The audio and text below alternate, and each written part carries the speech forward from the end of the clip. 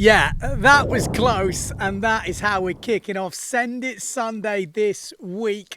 Kiters just dropping in, literally dropping in. This was Dennis on the Belgium coast. It's actually on April the 1st, this was. Not exactly the April Fool's joke you're looking for, and that could have ended nasty. Like he said in his email, he's just minding his own business, riding the wave, then out of nowhere, this kiter just lands right next to him. He said the kiter was very apologetic. I bloody hope so. And I thought, well, maybe it was just super busy and that was the problem. Well, actually, apparently there was nobody really sailing at the spot. Oh, that's how it is. So keep your eyes peeled, guys, because things just come out of nowhere. Like this winger.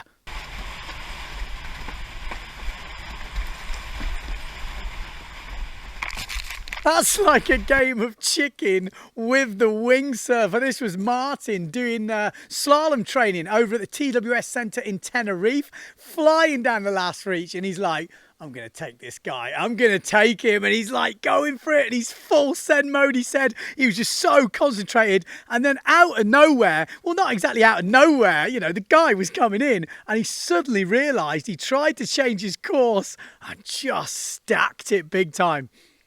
But that could have ended in tears. Imagine T-boning with... Imagine what the winger... All I'd love to see is a video from the winger's point of view, probably looking at these two slalom dudes coming down the reach going, oh my God, this is going to end badly.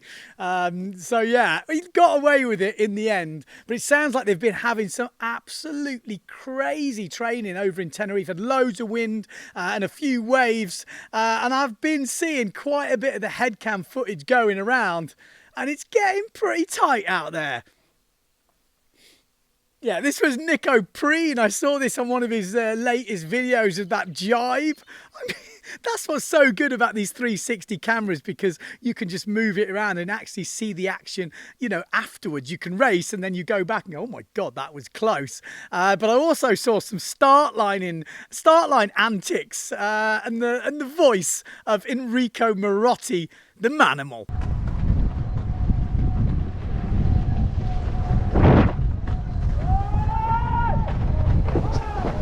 What the Yeah, that's Pierre Mortefon and Jordi Vong trying to come down the line. They're on slalom equipment. The other boys looks like they're on foil, but it's Pierre Mortefon that makes it through. Jordi gets a bit stuck, but you can tell by the expression and voice from Marotti that, yeah, it's been pretty close over there. Yeah, they've been fighting out in the training over in Tenerife, but not as much as Tarifa. Why do I say that? Well, take a look at this next clip. Oh, Jesus! That's Mario Kumpel. He's got a German YouTube channel, so I'm sure the whole video is on there, but he sent me that this week. What? That is just absolute carnage. He's following behind on the slalom gear. We've got Martin, the Viking, above. Looks like he's on the foil, or you can't see the foil, but I'm pretty sure it's a foil. He goes down on the jibe, and Mario's just got nowhere to go, and in the end just goes over the board. He just manages to jump off the side. And I actually saw the video of the aftermath, because you're going to say there's going to be some damage, and yes there is, because Mario's fin went straight into the side of that starboard. Yeah, not too bad. Not much damage on the Future Fly. I think he skipped over the top lucky, but the starboard took a bit of a hit. Everyone is okay. No one lost any limbs, but you can see how crazy this racing is going to be. If we ever have some competitions this year, you know, we've got our fingers crossed that it will happen, and there are some events penciled in. So let's hope we get back to full racing mode. And talking about getting back to full racing mode, the Guadalupians, if that's an actual word, are having it. Yeah, this is just the local championships in Guadalupe.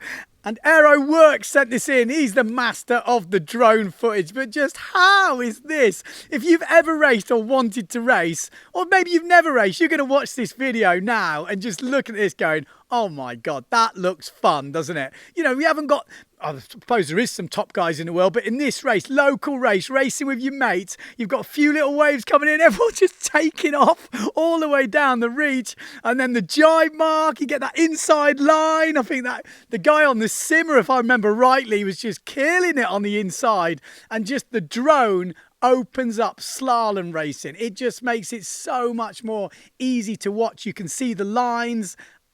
I, for one, cannot wait to get the season underway and get it back to normal. Like I said, I keep saying it, but I'm really looking forward to the day we get back to that.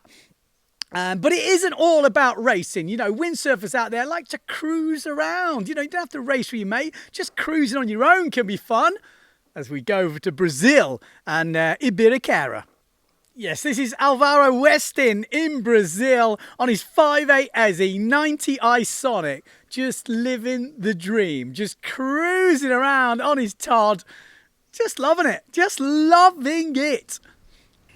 Yeah, I'm sure there's a few people watching this video just going, you know what, Ben, you can keep all that big racing moments and everyone tight to each other, you know, trying to fend each other off, and I'd take this relaxing cruise any day of the week.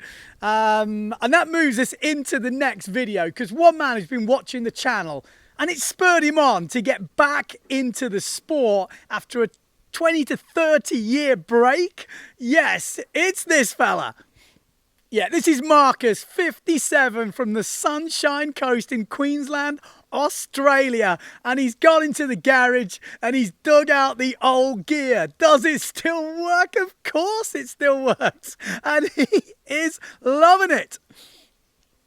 Yeah, he's got some moves as well. He said he's put on a few kilos, maybe like 20, but the gear still works. It's a bit small. Well, I say it works. It works until you hit a sandbank. Oh, ouch. Just check the boom.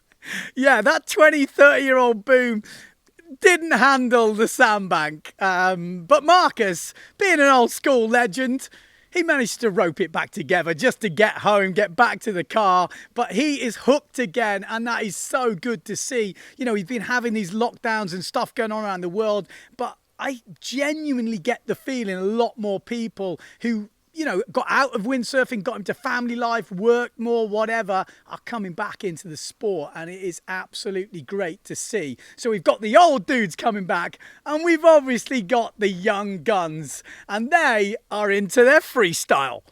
Yeah, this is Tigo with the face plant. Oh, that it looks absolutely nasty.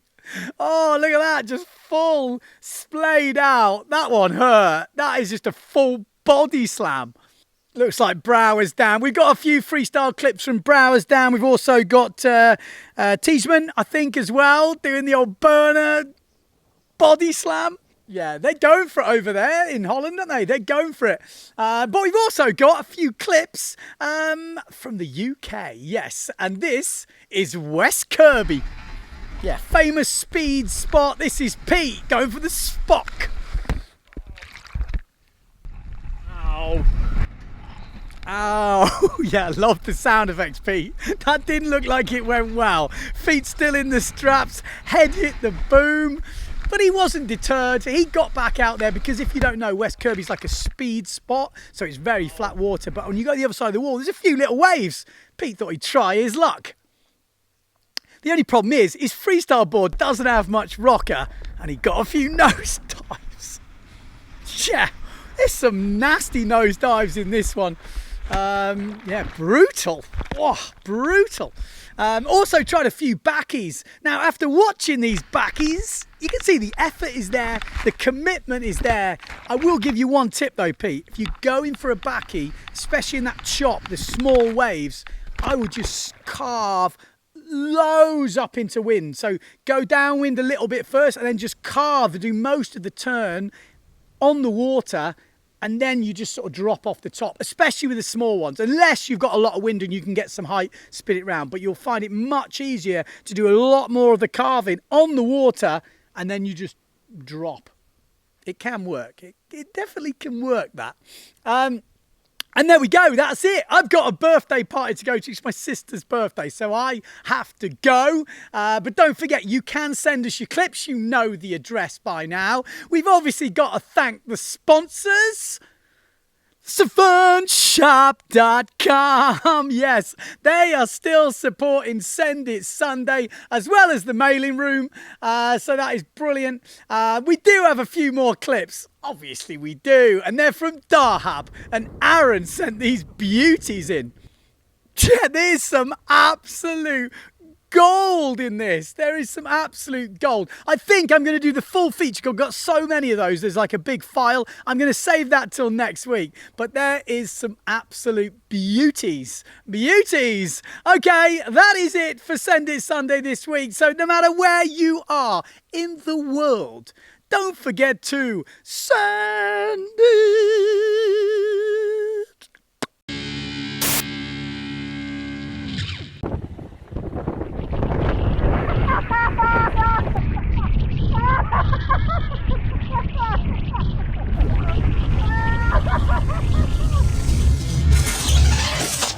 Bish, bash, bosh, done. There we go.